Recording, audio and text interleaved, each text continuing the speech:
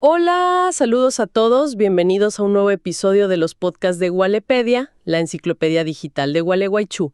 Hoy vamos a meternos de lleno en una parte muy pintoresca del transporte de Gualeguaychú. Hablamos del tranvía a caballo, el famoso tramway, que anduvo por acá entre 1890 y 1916.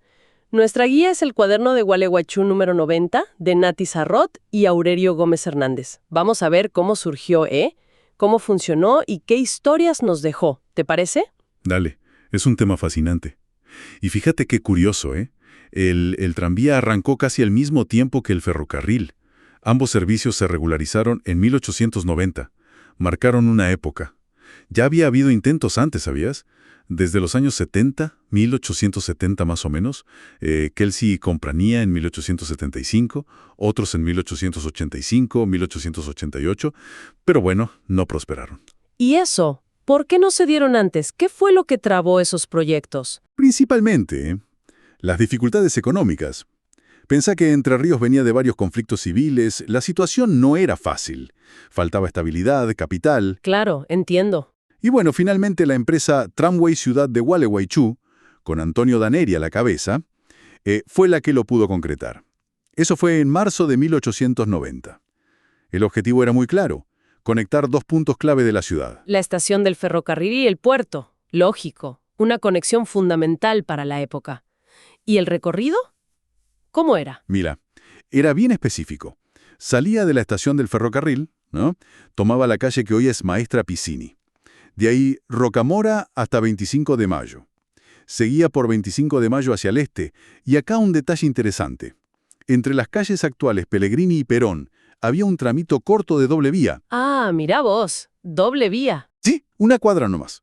Era para permitir el cruce con el coche que venía en sentido contrario, desde el puerto. Después seguía por 25 de Mayo hasta Mitre, doblaba a la derecha, llegaba a Bolívar y de ahí al puerto.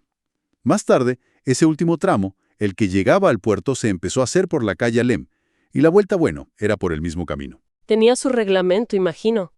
10 centavos al viaje completo, no podían ir a más de 10 kilómetros por hora, debían ceder el paso en las esquinas, pero leí algo muy curioso sobre las paradas que afectaban mucho la duración del viaje, ¿no? Totalmente. Eso era increíble. Las paradas eran a pedido del pasajero. No había paradas fijas como ahora. ¿Qué significaba eso? Que un viaje que en teoría podría hacerse en 15 minutos, se podía estirar a casi una hora. Una hora. ¡Qué paciencia! Sí, sí. Y además, no podía circular más de un vagón a la vez. Salvo, bueno, en días muy especiales, como cuando había carreras en el Jockey Club. Ahí sí. Era toda una aventura viajar entonces. Y no solo por el tiempo. Parece que había otras particularidades. Uf, sí. Al principio, bueno, la gente le tenía un poco de miedo, era algo nuevo. Y los chicos hacían de las suyas. Ponían objetos en las vías, chapitas, a veces alguna moneda, y claro, a veces lograban que descarrilara. No me digas. ¿Y qué pasaba? Y bueno, tenían que ayudar los propios pasajeros, empujar para volver a poner el vagón en las vías, y sobre todo, calmar a los caballos que se asustaban mucho. Para avisar en las esquinas usaban un cornetín. Al principio lo tocaba un jinete que iba adelante, después ya lo hacía el mayoral, el conductor. En 1915, eso sí, cambiaron el cornetín por una campana. Un poco más moderno, digamos. ¡Qué bárbaro! Y los coches eran distintos según la época del año, ¿verdad? Exacto. Tenían coches de verano, que eran abiertos, más ventilados, y coches de invierno, cerraditos, con ventanas. Había detalles muy de la época, como el gesto de las mujeres, que levantaban un poquito la falda con discreción para poder subir al estribo del tranvía. Se comentaba eso. Ajá. Se usaba mucho para pasear en familia los fines de semana, y en las fechas patrias también hacían recorridos especiales. Ah, y si había una cuesta muy empinada, estaba el cuarteador. El cuarteador. ¿Qué era? Era una persona con caballos extra, listos para engancharlos y ayudar al tranvía a subir la pendiente. Un refuerzo, digamos. ¿Qué organización? Había roles específicos, además del mayoral y el cuarteador. ¿Estaba el inspector? Sí, el primer inspector fue Luciano Galindo, allá por 1893. También estaba el guarda, que era el que vendía los boletos y ayudaba a la gente a subir y bajar. Y un rol muy curioso, el regador, desde 1911. ¿El regador? ¿Y qué hacía? ¿Regaba las plantas? No, regaba la calle 25 de Mayo. para asentar el polvillo que levantaba el tranvía y los carros. Imagínate, las calles no eran pavimentadas. Le pagaban 130 pesos mensuales por esa tarea. Era importante para la comodidad. Intentaron modernizarlo un poco sobre el final, ¿no? Sí, hubo intentos en 1915. Cambiaron la señalización. Empezaron a usar luces de colores, ¿viste? Roja si iba para el puerto, verde si iba a la estación, azul atrás, y una luz blanca para indicar que era el último viaje del día. También pusieron carteles de completo o extraordinario en vez de banderines y aumentaron un poquito la capacidad de los coches. Hay datos muy concretos de cómo era la empresa gracias al Censo Económico Social de 1895. Propiedad de Antonio Daneri y compañía, fundada en 1890. Exacto, ese censo es una foto genial. Dice, 5 coches en servicio, la trocha era de 1,44 metros, tenían 40 caballos y 12 empleados, 2 administrativos, 10 operativos. 40 caballos. Impresionante. Pero el dato que más me llamó la atención de ese censo es la cantidad de pasajeros que movían. Ese es el punto clave. Transportó 340,000 pasajeros en 1894. Pensá, con solo 5 coches y esos 40 caballos. Eso te muestra lo importante que era el servicio para Gualeguaychú, cómo se integró rápido en la vida diaria, a pesar de las tarifas de 5 y 10 centavos de peso. Pero claro, mantener todo eso, los caballos, las vías, los coches, no debe haber sido nada fácil económicamente. Para nada. Era una inversión constante y muy grande.